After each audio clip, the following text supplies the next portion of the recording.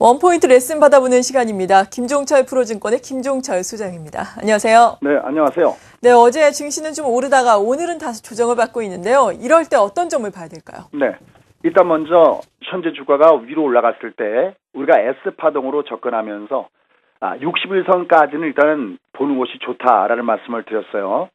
근데 지금 시장을 보면은 우리나라 시장은 이미 60일선까지는 올라와 있습니다.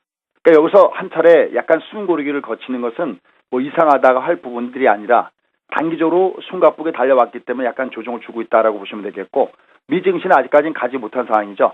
자, 이걸 잠깐 그래프를 봐가면서 설명을 좀 드려보도록 하겠습니다. 자, 그래프 한번 보시죠. 먼저 국내 증시의 그래프를 잠깐 좀 보시면요. 현재 주가 위치가 앞서 설명을 드렸던 대로 60일선까지는 이미 올라갔다 놓은 모습입니다. 지금 화면에 녹색 선이 60일선인데요. 요번에 주가가 제대로 반등다운 반등을 제법 보여준 것 같습니다. 여기서 하나 재밌는 건 뭐냐면 결국은 이 주가가 내려가다가 그냥 빠지는 것이 아니라 올라가는데 여기서 5파동 구간, 이런 것도 꼭 기법으로 기억하시죠. 1, 2, 3, 4, 5. 파동이 5파동이면 방향을 전환한다는 얘기죠. 근데 얘는 지금 주가가 올라갈 때 어떤 것이 문제냐면 이 저점이 밑으로 쳐져 있습니다. 그러니까 5일선이 5파동에서 20선까지는 선했는데 요 60선에서는 약간 걸리는 모습을 보여주고 있죠. 근데 문제는 뭐냐면 지금 주가가 위로 올라갔던 S파동은 우리나라 증시보다는 미증시의 영향이 큰 거거든요. 자, 여기서 잠깐 미증시 잠깐 좀 보시죠. 미증시를 잠깐 보시면 미증시는 아직 여기까지 갖다 놓지 못한 상태에 놓여 있습니다. 그래서 지금 장은 우리나라 증시는 이미 60선까지 올라가서 약간 숨고를 거치고 있고 미증시는 아직까지는 거기까지 못 갔다는 겁니다. 여기서 굉장히 중요한 거 하나가 있습니다. 그건 뭐냐면 미국 증시는 세계 증시의 가장 1등 주가의 패턴을 보이고 있었습니다. 그런데 지금은 그렇지 않고 있습니다. 자, 이번엔 준비된 자료하면 미 증시와 유럽 증시에서 가장 대표적인 독일 증시, 이 두 개의 주가를 비교해놓은 그래프가 있는데 이걸 보면서 설명을 좀 드려보도록 하겠습니다. 지금 미 증시가 항상 세계 증시를 먼저 이끌고 또 유럽 증시에서는 독일 증시가 가장 먼저 이끌고 올라갔었습니다. 근데 유럽 증시는 그동안에 뭐 그리스 문제, 스페인 문제, 이탈리아 문제 여러 가지 변방 국가들의 문제들이 계속해서 대두가 되면서 상대적으로 약세 현상을 많이 보였습니다. 그러한 가운데서도 중심국가였던 독일, 그 다음에 영국, 그 다음에 프랑스 이런 주시장은 굉장히 강했거든요. 하지만 거기보다는 어디가 더 강했었냐면 바로 미 증시가 굉장히 강했었습니다. 근데 지금 보십시오. 미 다우를 기준점으로 본다면 지금 다우 지수는 20점보다는 위에 있는데 60점보다는 아래에 있어요. 근데 지금 독일 증시를 보시면은 독일 증시는 여기 60점 위에 올라가 있습니다. 그러니까 상대적으로 독일 증시가 더 강한 패턴의 모습을 보여주고 있습니다. 이건 우리나라 시장도 5월달 우리나라 시장을 가만히 보시면 그런 현상이 나타나는데 우리가 미국 시장하고 동조 현상을 보이다가 미국 주가는 여전히 강한 현상을 보이는데 우리는 5월달에 240선을 깨고 내가는 현상이 발생됐습니다. 이때는 왜냐하면 5월달에 유로 문제가 다시 불거지면서 디레버리징 현상 때문에 주가가 밑으로 내려갔듯이 미국 증시도 마찬가지입니다. 원래 앞장서서 가면서 동조 현상을 보였는데 이렇게 많이 빠진 것은 다름 아닌 재정 절벽의 문제가 대두가 되고 있습니다. 이 재정 절벽에 대한 문제는 뭐 여러 가지 얘기들이 많이 있죠. 다만 이것은 소위 밀당의 단계가 아니겠느냐라는 거죠. 여기서 만약에 공화당이 오바마 대통령이 제안한 내용을 그대로 오케이 한다면 아마 많은 미국 사람들은 공화당에서 협조했다는 느낌보다는 오바마 대통령의 지도력이 뛰어나다 해서 아마 그쪽에 후한 점수를 줄 겁니다. 이걸 공화당이 그냥 놔둘 수는 없는 거죠. 심리적으로 봤을 때. 그래서 결국 지금의 그 관계는 밀당의 단계에 있지 않겠느냐라고 보는 겁니다. 그러니까 만약에 이게 해결된다면 미국 다우지수가 독일 증시보다 뒤쳐졌었는데 이게 다시 올라갈 수 있는 이런 여력들이 바로 거기에 열려져 있다. 대신 그 전까지 다시 말해서 이것이 해결되기 전까지는 당분간 주가는 불확실한 거죠. 시장은 악재보다는 오히려 불투명한 거, 어떻게 될지 모르는 거, 이걸 두려워하는 모습이거든요. 그래서 지금의 주가는 불확실성 구간, 그래서 주가는 약간 위아래 혼조항상을 보이고 있다고 판단됩니다.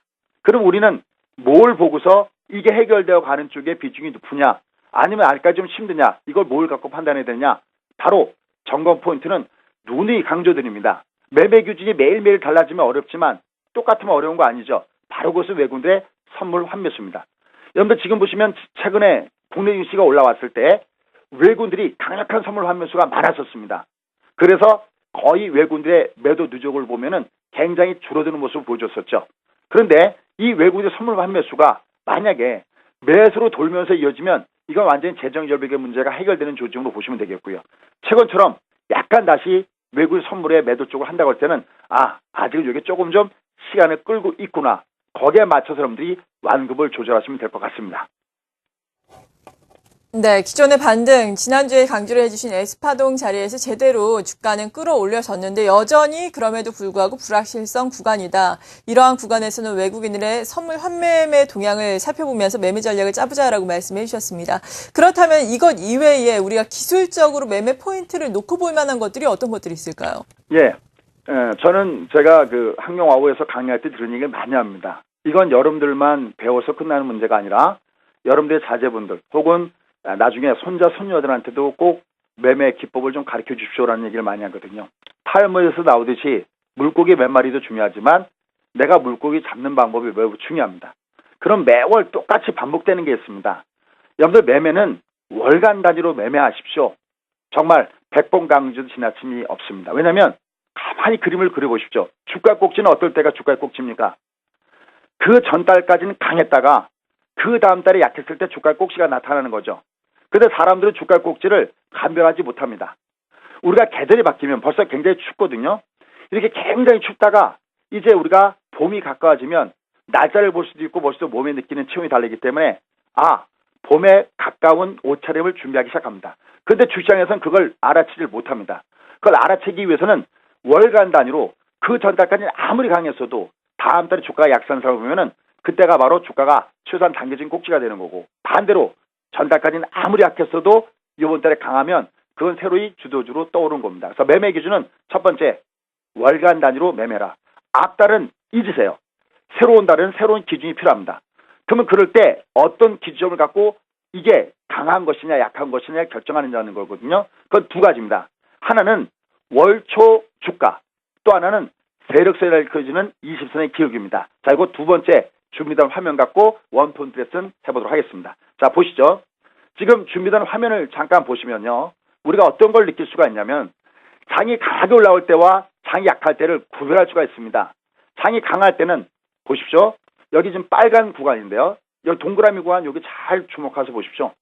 여기를 보면 얘가 월초 대비 주가가 방향을 위로 정하면서 이선이 처음에 내려갈 때는 월초 양이어도 올라갔다 이렇게 두들겨 맞습니다. 그런데 두들겨 맞았다가 다시 이선도 올라가지고 있고 얘가 월초 대비 위로 올라가니까 이때는 강세장이죠. 여기도 보시면은 여전히 이선의 길이가 위로 올라가면서 월초 양이니까 얘가 강한 장입니다. 근데 여기까지 이렇게 빨간 점선이 갈 때는 강선상을 보이다가 그 다음에 여기는 변곡이죠. 여기는 하나는 올라가고 즉 이선은 올라가고 얘는 캔들을 내려가면서 엇박자 구간이고요. 여기를 보시죠. 여기는 어떻게 되냐면 여기는 캔들도 내려가고 일선의 길기도 내려가니까 여기서부터 밑으로 급락장을 보여줍니다. 그러니까 우리가 매매할 때 필요 충분 조건, 얘가 월초 대비 주가가 어떻느냐, 일선 대비 어떻느냐. 그럼 지금 장은 어떤 구간에 있냐면 종합 주가 지수 보면 설령 만약에 월초 대비 내려가더라도 일선이 받쳐주면 얘는 혼조 구간이지 얘가 하락 구간은 아니라는 점에서 일선의 길기를 점검하셔야 되겠고요. 그래서 공적 찍을 때는 월초 대비 양봉이면서 일선의 길기가 상향할 때는 공적적으로 매마시고요. 반대로 월초 대비 음봉이면서 일선의 길이가 하락이면 이때는 방어주로 매매하시기 바랍니다. 그 다음에 끝으로 지금 12월 달의 주도주는 뭐냐?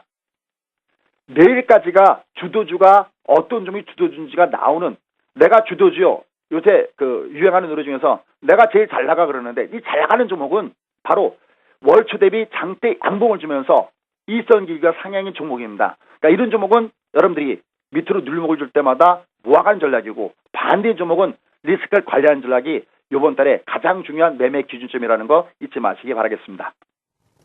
네, 이렇게 매매 기준까지 원포인트 레슨 받아봤습니다. 김종철 프로증권의 김종철 수장이었습니다. 감사합니다. 예, 감사합니다.